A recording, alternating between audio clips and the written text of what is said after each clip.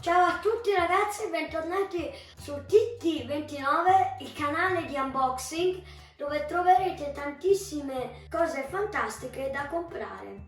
Come vedete, qui abbiamo un carro armato. Questo carro armato è un carro armato della Siku. Questo è lo sticker dove ci sono tutti i paesi. Come vedete, io ho messo l'Austria. E questo carro armato è così dettagliato che ha le ruote cingolate che si muovono. E poi abbiamo il nostro soldatino. Il soldatino che poi andremo ad inserire a fianco al carro armato. Questo carro armato è di metallo con le parti cingolate in plastica. Si consiglia di non fare giocare bambini minori ai 3 anni. Adesso facciamo il test.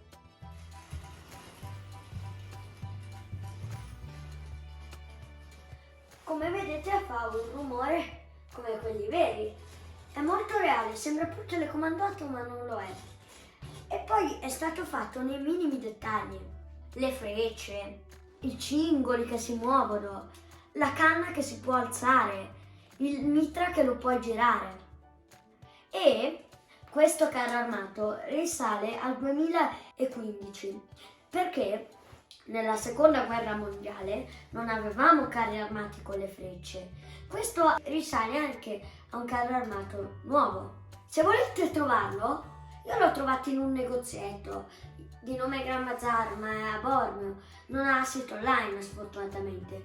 Se lo volete trovare però lo trovate su Amazon. E su Amazon troverete tanti altri modellini della Siku di cui poi vi farò gli unboxing.